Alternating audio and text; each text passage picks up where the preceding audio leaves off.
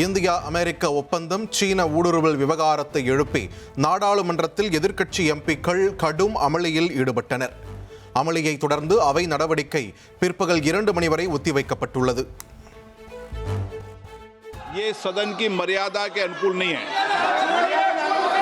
और मेरा मानना है कि ये सदन सभागृह की मर्यादा बनाने सबकी जिम्मेदारी है. सदन की कार्रवाई आज 12 बजे तक के लिए स्थगित की जाती है. மக்களவையை தொடர்ந்து மாநிலங்களவையிலும் கடும் அமளியில் ஈடுபட்ட எதிர்க்கட்சி எம்பிக்கள் வெளிநடப்பு செய்தனர். எதிர்க்கட்சிகளின் செயல்பாடுகள் ஜனநாயக விரோதமானது என மாநிலங்களவை தலைவர் CP ராதாகிருஷ்ணன் எச்சரிக்கை விடுத்தார். उसको समर्थन करता है, आपके जैसा अत्याचार करता है. Anything unparliamentary, anything unparliamentary will not go on records, please. No unparliamentary. Will not go on record. No Anything wrong against the norms, rules will not go on record. Sir, I am not saying anything. I am just saying if anything is wrong against the rules, norms of the parliament, then it will not be. மக்களவையில் குடியரசுத் தலைவர் உரைக்கு நன்றி தெரிவிக்கும் தீர்மானம் பிரதமரின் பதிலுரையின்றி குரல் வாக்கெடுப்பு மூலம் நிறைவேறியது. பாதுகாப்பு அச்சுறுத்தலால் பிரதமர் மோடி பங்கேற்கவில்லை என விளக்கம் அளிக்கப்பட்ட நிலையில் அவர் மாநிலங்களவையில் உரையாற்ற வாய்ப்புள்ளதாக தகவல் வெளியாகியுள்ளது.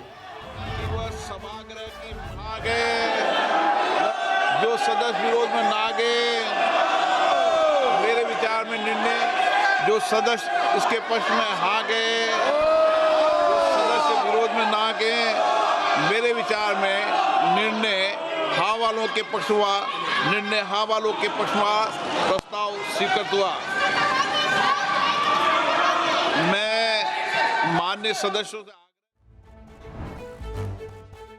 மெட்ராஸ் உயர்நீதிமன்றத்தின் பெயர் தமிழ்நாடு உயர்நீதிமன்றம் என மாற்றம் செய்யப்படுமா என அதிமுக MP தம்பிதுரை மாநிலங்களவையில் கேள்வி எழுப்பினார். இது தொடர்பாக பரிந்துரைகள் நிலுவையில் உள்ளதாகவும் அது குறித்து ஆய்வு செய்து வருவதாகவும் மத்திய சட்டத்துறை அமைச்சர் பதிலளித்தார்.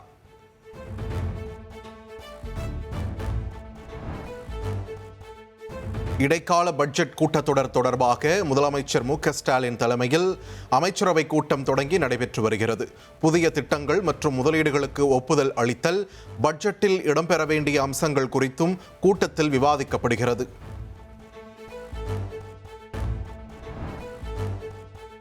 சென்னையில் ஆபரண தங்கத்தின் விலை சவரனுக்கு 4640 ரூபாய் குறைந்துள்ளது. ஒரு சவரன் ஆபரண தங்கம் 1,14,560 ரூபாய்க்கும் 1 கிராம் ஆபரண தங்கம் 14,320 ரூபாய்க்கும் விற்பனையாகிறது.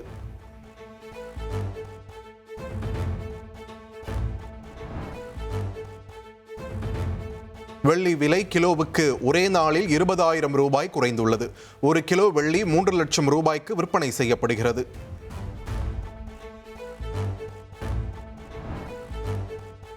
பிரதமர் மோடி 2வது முறையாக வரும் 28ஆம் தேதி தமிழ்நாடு வருகிறார். தேசிய ஜனநாயக கூட்டணி சார்பில் மதுரையில் நடைபெறும் பொதுக்கூட்டத்தில் கலந்து கொள்ள உள்ளதாக அறிவிக்கப்பட்டுள்ளது.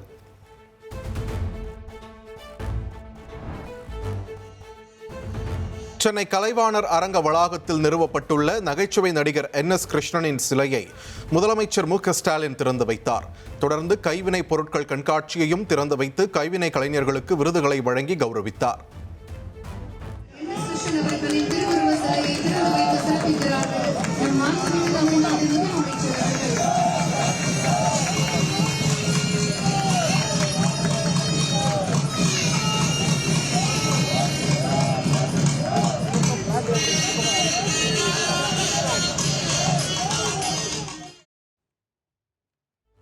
விஜய் அரசியலுக்கு வந்த பின் அனைவருக்கும் அச்சம் ஏற்பட்டுள்ளதாக தாவேக நிர்வாக குழு தலைமை ஒருங்கிணைப்பாளர் செங்கோட்டையன் தெரிவித்துள்ளார். அதிமுக பொதுச் செயலாளர் எடப்பாடி பழனிசாமி தோல்வி பயத்தில் விஜயை விமர்சிப்பதாகவும் அவர் சாடியுள்ளார்.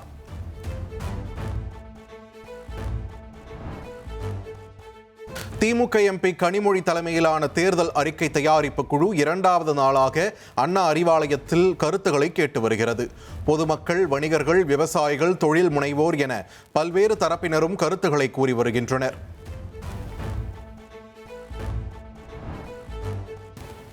இந்திய தேர்தல் ஆணையத்தின் துணை ஆணையர் பானு பிரகாஷ் வரும் 11ஆம் தேதி தமிழகம் வருகிறார். இறுதி வாக்காளர் பட்டியல் மற்றும் தேர்தல் முன்னேற்பாடுகள் தொடர்பாக தலைமை தேர்தல் அதிகாரியுடன் ஆலோசனை மேற்கொள்ள உள்ளார்.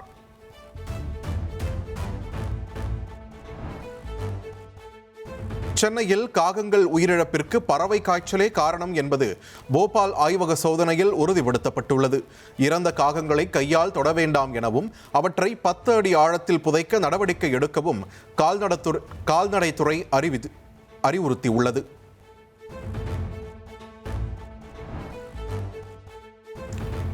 போலி மருந்து விற்பனை குறித்து பொதுமக்கள் புகார் அளிக்க ஏதுவாக உருவாக்கப்பட்ட QR கோட் மருந்தகங்களில் கட்டாயம் ஒட்டப்பட வேண்டும். போலி மருந்துகள் விற்பனையை தடுக்கும் வகையில் மருந்து கட்டுப்பாட்டு இயக்கம் அறிவுறுத்தியுள்ளது.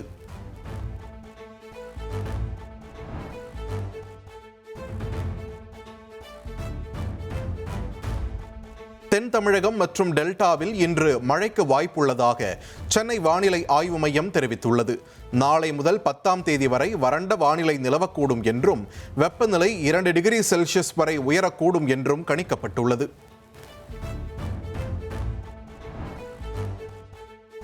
உதகையில் பிப்ரவரி மாதத்திலும் தொடரும் உறைபனி. தலைக்குந்தா, காந்தல், அவலாஞ்சி உள்ளிட்ட பகுதிகளில் நிலவும் உறைபனியால் பொதுமக்களின் இயல்பு வாழ்க்கை பாதிக்கப்பட்டுள்ளது.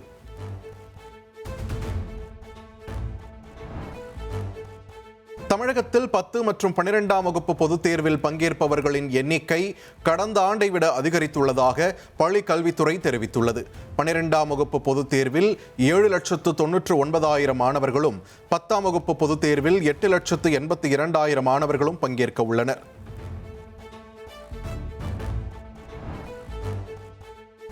பொய்யாக நகை திருட்டு புகார் கொடுத்து தனது மகனின் உயிரிழப்பிற்கு காரணமான நிகிதாவை கைது செய்ய வேண்டும். காவலர்களால் அடித்துக் கொல்லப்பட்ட திருப்புவனம் அஜித்குமாரின் தாய் கண்ணீர் மல்க கோரிக்கை விடுத்துள்ளார். நகை திருட்டு புகாரில் தங்கள் வீட்டில் போலீசார் நடத்திய சோதனையில் நகை எதுவும் கிடைக்கவில்லை என திருப்புவனம் அஜித்குமாரின் தாய் தெரிவித்துள்ளார். சிபிஐ விசாரணையில் நம்பிக்கை உள்ளதாக கூறியுள்ள அவர் சம்பந்தப்பட்ட காவலர்களுக்கு ஜாமீன் வழங்கக்கூடாது என்றும் கூறினார்.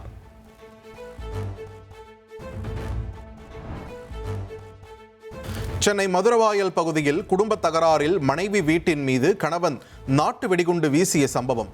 தப்பியோடிய பெண்ணின் கணவன் உட்பட 2 மதுரவாயல் போலீசார் கைது செய்தனர்.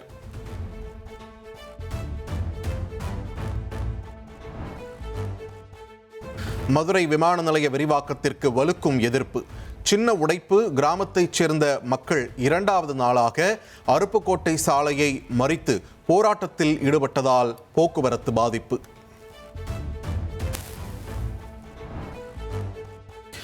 ஈரோட்டில் ஓடும் ரயில்களில் பெண்களிடம் நகை பறிக்கப்பட்ட சம்பவம் பயணிகளிடையே அச்சத்தை ஏற்படுத்தியுள்ளது.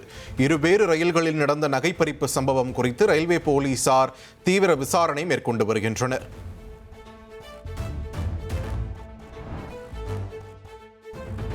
திருப்பூரில் இருந்து கேரளாவுக்கு தர்பூசணி பாரத்திற்கு அடியில் வைத்து கடத்தப்பட்ட டெட்டனேட்டர் மற்றும் ஜெலட்டின் குச்சிகளை பாலக்காடு போலீசார் பறிமுதல் செய்துள்ளனர்.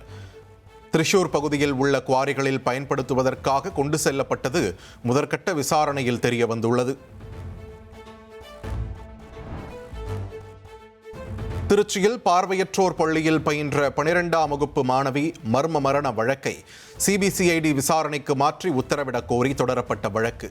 திருச்சி மாவட்ட காவல் கண்காணிப்பாளர் தலைமையில் குழு அமைத்து 4 வாரத்தில் விசாரணை செய்து முடிக்க வேண்டும் என்று உயர்நீதிமன்ற மதுரை அமர்வு உத்தரவிட்டுள்ளது.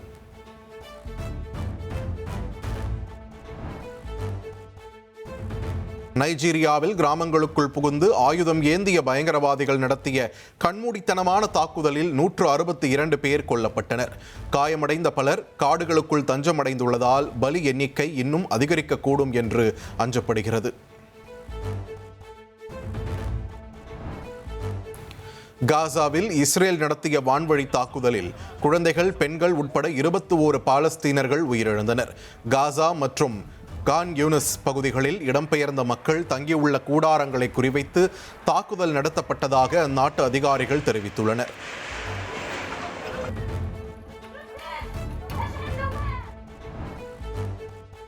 ரஷ்யாவின் தம்போவ் பகுதியில் எரிபொருள் ஏற்றிச் சென்ற சரக்கு ரயில் தடம் புரண்டு விபத்திற்குள்ளானது. பெட்டிகள் வெடித்து வானுயர எழுந்த தீப்பிழம்பின் அதிர்ச்சி காட்சிகள் வெளியாகியுள்ளன.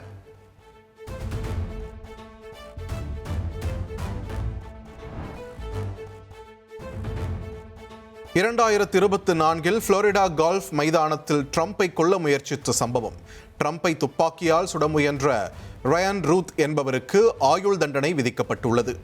T20 உலகக்கோப்பையில் இந்தியாவுடன் பாகிஸ்தான் விளையாடாது என்று அந்நாட்டு பிரதமர் ஷபாஸ் ஷெரீப் திட்டவட்டமாக தெரிவித்துள்ளார். வங்கதேச அணிக்கு ஆதரவாகவே இந்த நிலைப்பாட்டை எடுத்திருப்பதாகவும் அவர் கூறியுள்ளார். மகளிர் பிரீமியர் லீக் T20 தொடரின் இறுதிப் போட்டி வதோதராவில் இன்று நடைபெறுகிறது. Bengaluru Royal Challengers, Delhi Capitals அணிகள் மோதும் நிலையில் கோப்பையை யாருக்கு என்ற எதிர்பார்ப்பு எழுந்துள்ளது. ராஜ்குமார் பெரியசாமி இயக்கத்தில் தனுஷ் நடிக்கும் 55வது படத்தின் படப்பிடிப்பு பூஜையுடன் தொடங்கியது. படப்பிடிப்பு பூஜையில் சிறப்பு விருந்தினராக இயக்குனர் ஷங்கர் கலந்து கொண்டு படப்பிடிப்பை தொடங்கி வைத்தார்.